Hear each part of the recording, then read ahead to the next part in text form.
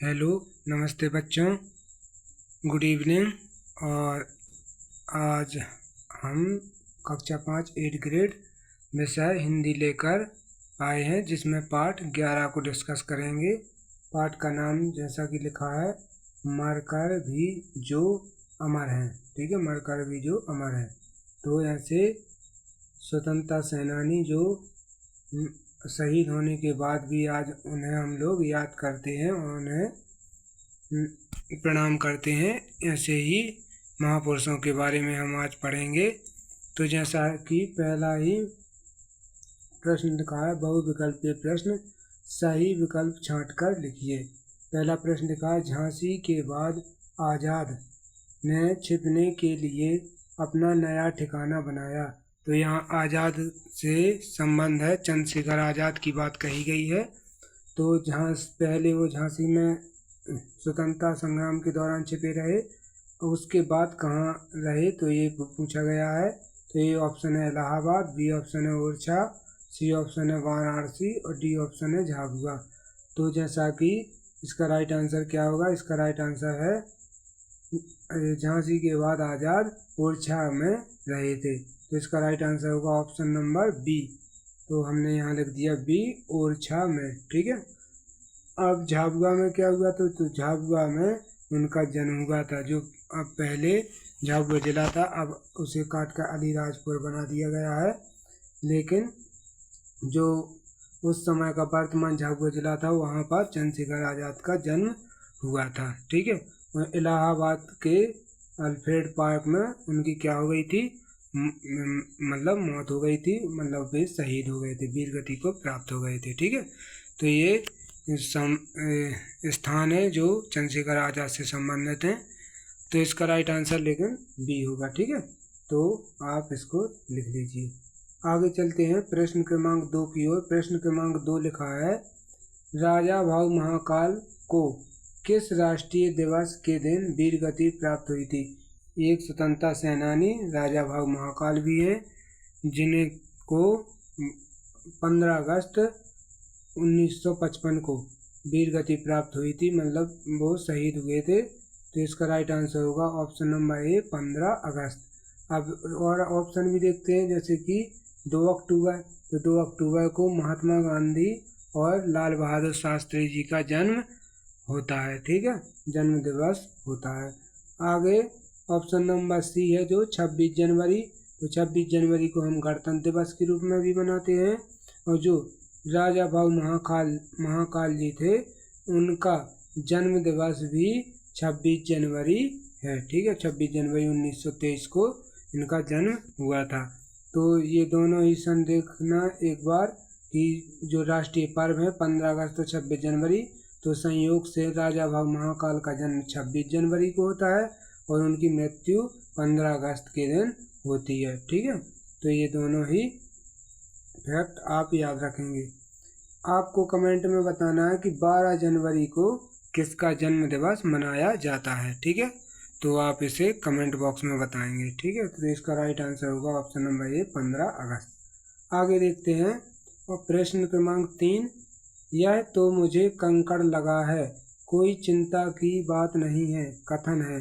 तो यह किसका कथन है, तो ए ऑप्शन है महात्मा गांधी का, बी ऑप्शन है राजा भाऊ महाकाल का, सी ऑप्शन है चंद्रशेखर का और डी ऑप्शन है विशंबर नाथ का। तो इसका राइट आंसर क्या है, इसका राइट आंसर है ऑप्शन नंबर बी, राजा भाऊ महाकाल का। तो जब गोवा स्वतंत्रता आंदोलन चल रहा था, उस समय राजा भाऊ महाकाल के सिर में गोली लग चुकी थी, लेकिन तब भी वह कह रहे थे कि यह तो मुझे कंकड़ लगा है, कोई चिंता की बात नहीं है। यह कथन राजा भाऊ महाकाल का है। तो ऑप्शन नंबर बी सही हो जाएगा, राजा भाऊ महाकाल का। ठीक है। और महात्मा गांधी का एक बहुत ही प्रसिद्ध नारा है, करो या मरो। ठीक है। तो इसको भी आप लोग याद रखना, करो या मरो किसका नारा है, तो महात्मा गांधी का नारा है। आगे चलते हैं प्रश्न क्रमांक 4 की ओर। प्रश्न क्रमांक 4 जैसा कि लिखा है, निस्पंदन शब्द का क्या अर्थ होगा। तो निस्पंदन का ए अर्थ है स्पंदन, बी अर्थ है अस्थिर, सी ऑप्शन है अचल और डी ऑप्शन है कंपन। तो निस्पंदन का अर्थ होता है अचल। तो इसका राइट आंसर होगा ऑप्शन नंबर सी अचल। ठीक है, तो हम यहाँ पर अचल लिख देते हैं। आगे चलते हैं प्रश्न क्रमांक 5 की ओर। प्रश्न क्रमांक 5 जैसा कि लिखा है, कठिन संघर्ष के लिए हम किस मुहावरे का प्रयोग करेंगे। तो ए ऑप्शन है लोहा लेना, बी ऑप्शन है लोहे के चने चबाना, सी ऑप्शन है दांत पीसना और डी ऑप्शन है लोहा लेना। सॉरी, यहाँ पर हमने लोहा लेना बोल दिया, यहाँ लोहा खाना है। तो लोहा खाना मुहावरा नहीं होता, या तो लोहा लेना होता है। लोहा लेने का मतलब होता है टक्कर लेना। तो यहाँ लेकिन कठिन संघर्ष की बात की जा रही है, तो इसका right answer option number B होगा लोहे के चने चबाना। ठीक है, तो यह एक बहुत ही कठिन संघर्ष करते हैं जो लोग, उनके लिए मुहावरा आया हुआ है कि लोहे के चने चबाना। तो हमने ऑप्शन नंबर बी लिख दिया लोहे के चने चबाना। और भी देखते हैं, जैसे कि लोहा लेना, तो इसका अर्थ होता है टक्कर लेना। और सी ऑप्शन जो लिखा है दांत पीसना, इसका अर्थ होता है अत्यधिक क्रोधित होना। ठीक है, तो अत्यधिक क्रोधित होने का अर्थ है दांत पीसना, और लोहा लेने का मतलब टक्कर लेना। तो आगे चलते हैं इसके बाद प्रश्न क्रमांक 6 की ओर। तो देखते हैं नीचे दिए गए शब्दों में से, ये शब्द हैं, इनमें से उचित शब्द चुनकर रिक्त स्थानों की पूर्ति कीजिए। तो हम रिक्त स्थान आ चुके हैं, तो जो कि प्रश्न क्रमांक 6 का रिक्त स्थान लिखा है बलख बुखारा। बलख बुखारा एक खाली स्थान थी। तो बलख बुखारा क्या थी, तो बलख बुखारा एक पिस्तौल थी। तो हमने पिस्तौल के ऊपर 1 नंबर लिख दिया और यहाँ पर पिस्तौल भर दिया। अब आगे ये भी जानना जरूरी है कि बलख बुखारा किसकी पिस्तौल का नाम था। तो बलख बुखारा चंद्रशेखर आज़ाद की पिस्तौल का नाम था। ठीक है, तो यह एक बलख बुखारा नाम की पिस्तौल थी। ठीक है, प्रश्न क्रमांक 7 देखते हैं। स्वतंत्रता का विलोम खाली स्थान है। स्वतंत्रता का विलोम क्या है, तो स्वतंत्रता का उल्टा होता है परतंत्रता। तो हम यहाँ पर लिख दिया हमने परतंत्रता। ठीक है, स्वतंत्रता का विलोम परतंत्रता। आगे देखते हैं प्रश्न क्रमांक 8, भारत की खाली स्थान और सुख समृद्धि ही हमारे जीवन के स्वप्न हैं। तो यह वाक्य राजा भाऊ महाकाल का है कि इसमें भरेंगे हम अखंडता। तो हमने 8 नंबर में के लिए 3 नंबर में के ऊपर लिख, मतलब अखंडता के ऊपर लिख दिए 3 नंबर, तो यहाँ भर दिया हमने अखंडता। तो भारत की अखंडता और सुख समृद्धि ही हमारे जीवन के स्वप्न है, यह राजा भाऊ महाकाल ने कहा था। ठीक है, कश्मीर आंदोलन के दौरान। तो आगे प्रश्न क्रमांक 9 है, राम अपनी माँ की आंखों के तारे हैं, तो आज़ाद खाली स्थान के सच्चे सपूत हैं। तो आज़ाद किसके सच्चे सपूत हैं, तो भारत माता के। तो हमने यहाँ पर भारत माता भर दिया और भारत माता के ऊपर 4 नंबर लिख दिए। आगे प्रश्न क्रमांक 10 लिखा है, झांसी शब्द में खाली स्थान है। तो झांसी शब्द में क्या है, अनुनासिक। यहाँ चांद बिंदी लगी है ना झांसी पर, ये चांद बिंदी, तो इसको ही अनुनासिक कहते हैं। ठीक है, और जो अंग की बिंदी होती है उसे अनुस्वार कहते हैं। इसको आप लोग याद रखना।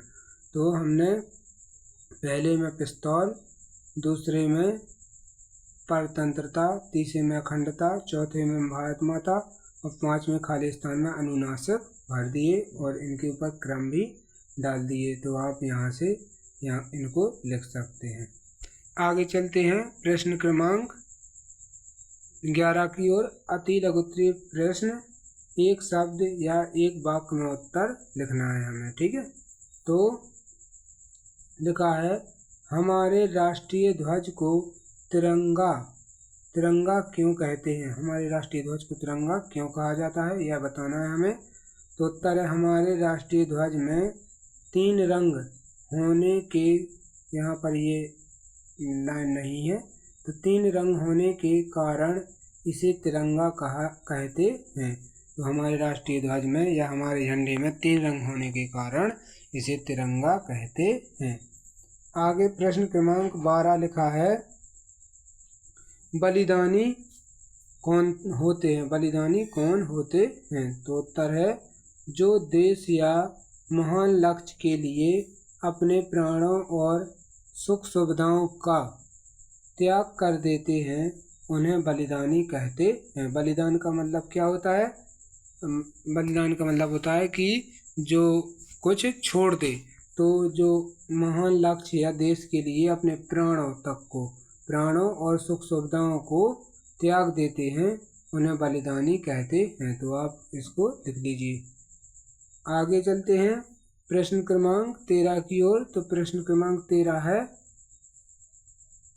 लिखा हुआ है परिणामतः शब्द में आए हुए मूल शब्द और प्रत्यय शब्द को लिखिए।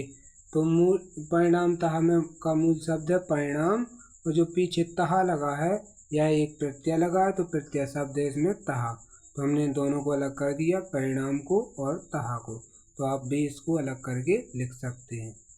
आगे चलते हैं प्रश्न क्रमांक 14 की ओर। तो प्रश्न क्रमांक 14 लिखा है राजा भाऊ महाकाल के जन्म दिनांक की एक अन्य विशेषता लिखिए।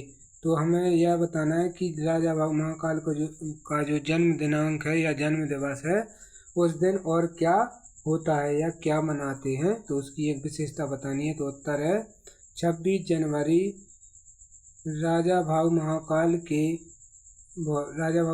के जन्म दिनांक को हम गणतंत्र दिवस के रूप में भी मनाते हैं। तो जैसा कि हम पहले भी बताए हैं कि राजा भाऊ महाकाल का जन्म 26 जनवरी 1923 को हुआ था। तो 26 जनवरी के ही दिन हम लोग गणतंत्र दिवस मनाते हैं, या उनके जन्म दिनांक की एक अलग विशेषता हो गई। तो 26 जनवरी राजा भाऊ महाकाल के जन्म दिनांक को हम गणतंत्र दिवस के रूप में भी मनाते हैं। आगे चलते हैं। तो आगे हमारे सामने लिखा प्रश्न क्रमांक 15 जो कि लघुत्तरीय प्रश्न है। तो जैसा कि प्रश्न लिखा है अनुस्वार, तो हम पहले भी बात कर रहे हैं कि जो अनुस्वार होते हैं वो अंग की बिंदी होता है। अनुनासिक, तो अनुनासिक चांद बिंदी होता है। तो इस दोनों में अंतर है, थोड़ा सुनने में वो एक से लगते हैं, लेकिन इनमें समझ लेना है आप लोग कि जो अनुस्वार होते हैं वह अंग की बिंदी होता है, और जो अनुनासिक होता है वह चांद बिंदी होता है। इसको आप लोग याद रखना। तो हमें यही कहा गया है यहाँ पर कि अनुस्वार तथा अनुनासिक का प्रयोग करते हुए 5-5 शब्द लिखिए। तो हमें अनुस्वार के और अनुनासिक के 5-5 शब्द लिखना है। तो हम पहले लिखते हैं अनुस्वार के शब्द। तो हमने लिखा है यहाँ हंस, गंध, पंथ, रंग और संत। तो ये हो गए अनुस्वार के शब्द। आगे चलते हैं। तो अब चलते हैं अनुनासिक शब्दों की ओर। तो अनुनासिक शब्द जो हैं वह है सांस, गांधी, कहाँ, तांगा, आंगन। तो इनमें आप देख पा रहे होंगे कि सभी में चांद बिंदी लगी हुई है। तो ये हो गए अनुनासिक शब्द।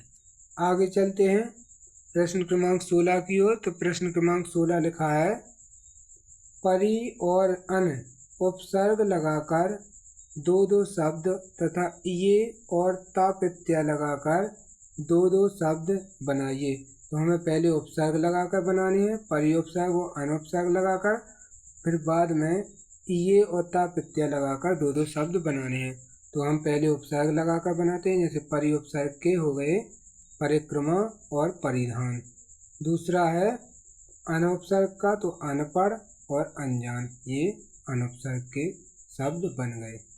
आगे चलते हैं अब प्रत्यय की ओर। तो प्रत्यय है जो वो ये प्रत्यय और ता प्रत्यय लगाकर बनाना है। तो ये प्रत्यय में दया शब्द में ये प्रत्यय जोड़ा तो बन गया दयनीय। तो यह दयनीय शब्द हो गया। और दर्शन में ये प्रत्यय जोड़ा तो दर्शनीय। ठीक है, तो इसमें आपके ये प्रत्यय लगाकर हो गए। अब ता प्रत्यय के मानव में ता जोड़ दिया तो मानवता, और दयालु में ता जोड़ दिया तो दयालुता। ठीक है, तो आपके ये ता प्रत्यय के शब्द बन गए।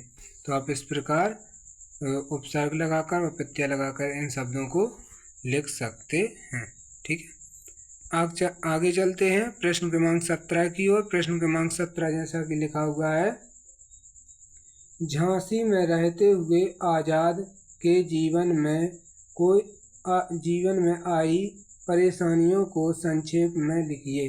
तो हमें जब चंद्रशेखर आज़ाद झांसी में रहते थे छिपकर, उस समय जो परेशानियां आई उनके जीवन में, उन्हें लिखना है। तो उत्तर है झांसी में रहते हुए आज़ाद को भारी आर्थिक मतलब रुपया पैसा धन की समस्या, ठीक है।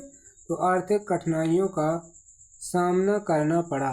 वहाँ वह एक छोटे से खोखे का अर्थ है यहाँ झोपड़ी से, ठीक है। तो खोखे या झोपड़ी में रहते थे। उन्हें कई दिन केवल एक बार चना चबेना का अर्थ होता है थोड़ा बहुत खाना, ठीक है। चना चबेना का अर्थ है थोड़ा बहुत खाना, यानी बहुत अल्प, बहुत ही थोड़ा सा खाना। चना चबेना खाकर रहना पड़ा। तो इसका उत्तर अब साफ लिख लेना आप। झांसी में रहते हुए आज़ाद को भारी आर्थिक कठिनाइयों का सामना करना पड़ा। वहाँ वह एक छोटे से खोखे, या खोखे न लिखकर झोपड़ी लिख सकते हैं आप लोग, किताब में खोखे शब्द लिखा है इसलिए हमने यहाँ खोखे ही लिख दिया। तो खोखे या झोपड़ी में रहते थे। उन्हें कई दिन केवल एक बार चना चबेना खाकर रहना पड़ा, ठीक है। तो आप प्रश्न क्रमांक 17 का उत्तर इस प्रकार लिख सकते हैं। आगे चलते हैं प्रश्न क्रमांक 18 की ओर। तो प्रश्न क्रमांक 18 लिखा हुआ है, राजा भाऊ महाकाल को तैरने का शौक था। आप अपनी किसी एक रुचि के बारे में बताइए। तो यह प्रश्न अपने स्वयं के ऊपर है और इसे हम अपनी रुचि के अनुसार लिख सकते हैं। और आप जानते हैं कि हर व्यक्ति की रुचि अलग अलग होती है, तो वह अपनी रुचि को यहाँ पर लिख सकता है। जैसे कि हमने लिखा है, मुझे कहानी पढ़ने और मोबाइल में देखने का शौक़ है, मतलब मोबाइल में कहानियाँ देखने का शौक़ है। कहानी पढ़ने से पढ़ाई के साथ साथ अंत में कोई ना कोई शिक्षा भी मिलती है। तो मुझे कहानी पढ़ने और मोबाइल में देखने का शौक़ है। कहानी पढ़ने से पढ़ाई के साथ साथ अंत में कोई ना कोई शिक्षा भी मिलती है, ठीक है। तो आपके प्रश्न क्रमांक 18 का आंसर यह हो जाएगा। तो जब हम कोई कहानी पढ़ते हैं, जैसे चूहा और शेर की कहानी थी, एक कछुआ और खरगोश की कहानी थी, तो इनसे हमें कोई ना कोई शिक्षा अवश्य मिलती है। प्रश्न क्रमांक 19 की ओर चलते हैं। दीर्घ उत्तरीय प्रश्न है। तो लिखा है, निम्नलिखित बिंदुओं के आधार पर राजा भाऊ महाकाल के बारे में बताइए। तो पहला है जन्म, दूसरा है शिक्षा, तीसरा है बचपन और चौथा है स्वतंत्रता आंदोलन और पांचवा है निधन। तो इन सभी शब्दों को से हमें उनके बारे में बताना है कि उनका जन्म कब हुआ, उनकी शिक्षा कहाँ हुई, कैसे हुई, उनका बचपन कैसे बीता, स्वतंत्रता आंदोलन में उन्होंने कैसे भाग लिया, उनका निधन कब हुआ। तो यह सब हम आगे देखते हैं क्रम से। तो राजा भाऊ महाकाल जैसा कि हमने ऊपर लिख रखा है, आगे देखते हैं। तो 1 नंबर पे लिखा है जन्म। तो हमने लिखा कि 26 जनवरी 1923 को उज्जैन मध्य प्रदेश में हुआ। क्या हुआ? जन्म हुआ। तो ठीक है, जन्म 26 जनवरी 1923 को उज्जैन मध्य प्रदेश में हुआ। दूसरा है शिक्षा। तो शिक्षा उन्हें उज्जैन में हुई, शिक्षा उनकी उज्जैन में हुई। और तीसरा शब्द है बचपन। तो बचपन में राजा भाऊ को व्यायाम करने यानी कसरत करने क्षिप्रा, जो उज्जैन में नदी निकली है, वह कौन सी नदी निकली है? क्षिप्रा नदी निकली है। इसको आप याद रखना कि उज्जैन नगर क्षिप्रा नदी के किनारे बसा है। तो क्षिप्रा नदी के प्रवाह के विपरीत तैरने, मतलब कि जो नदी की धार है या प्रवाह है, उसके विपरीत दिशा में तैरने और घूमने का शौक था।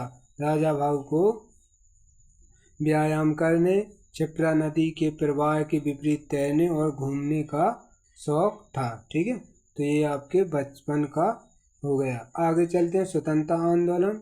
तो स्वतंत्रता आंदोलन में लिखा है, उन्होंने 1952 के कश्मीर आंदोलन और 1955 में गोवा मुक्ति आंदोलन में भाग लिया।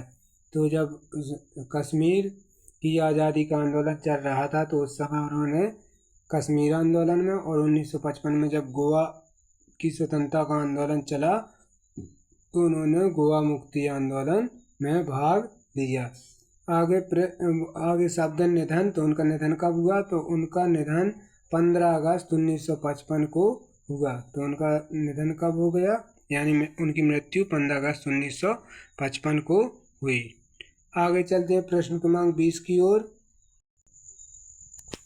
20वां क्वेश्चन लिखा है, किसी महान व्यक्ति या स्वतंत्रता संग्राम सेनानी के बारे में 8 से 10 वाक्य लिखना है। 8 या 10 वाक्य लिखना है। तो हमने जैसा कि यह पाठ चंद्रशेखर आज़ाद और राजा भाऊ महाकाल के बारे में है, तो हमने राजा भाऊ महाकाल के बारे में ही वाक्य लिखे हैं। तो राजा भाऊ महाकाल, ऊपर आप देख सकते हैं हेडिंग। पहला वाक्य लिखा है, राजा भाऊ महाकाल का जन्म 26 जनवरी 1923 को उज्जैन में हुआ था। तो उनका जन्म कहाँ हुआ था? उज्जैन में हुआ था, तो हमने लिख दिया उज्जैन में।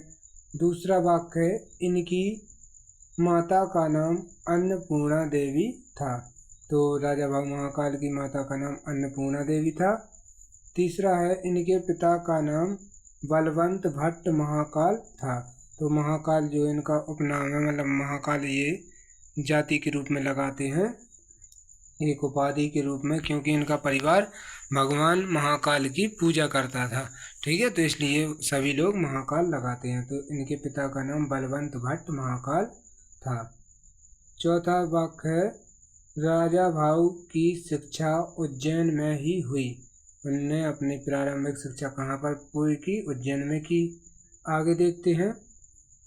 तो 4 नंबर वाक्य है, राजा भाऊ को नदी के विपरीत प्रवाह में तैरना अच्छा लगता था।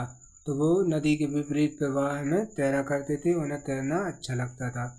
और 6 नंबर वाक्य है, राजा भाऊ का परिवार मूलतः महाराष्ट्र का तेलंग ब्राह्मण परिवार था, क्योंकि जो महादजी सिंधिया थे उनके साथ इनका परिवार यहाँ आया हुआ था ग्वालियर।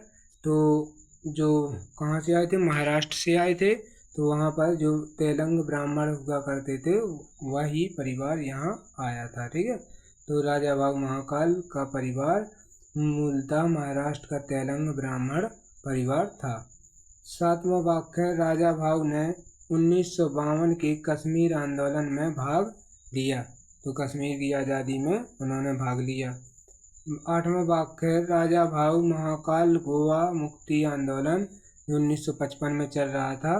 गोवा मुक्ति आंदोलन के दौरान 15 अगस्त 1955 को वीर गति को प्राप्त हो गए। तो 15 अगस्त 1955 को उनका निधन हो गया। तो किस दौरान? गोवा मुक्ति आंदोलन के दौरान। तो इस प्रकार हमने इनके 8 वाक्य बना दिए। 8 से 10 लिखने थे, तो 8 वाक्य बना दिए। आगे आपका पाठ समाप्त होता है। और वीडियो आपको कैसा लगा यह कमेंट में बता सकते हो। और अगर आप चैनल पर पहली बार आए हैं तो प्लीज़ सब्सक्राइब ज़रूर कर लें और अपने दोस्तों को शेयर ज़रूर करें। Thank you very much.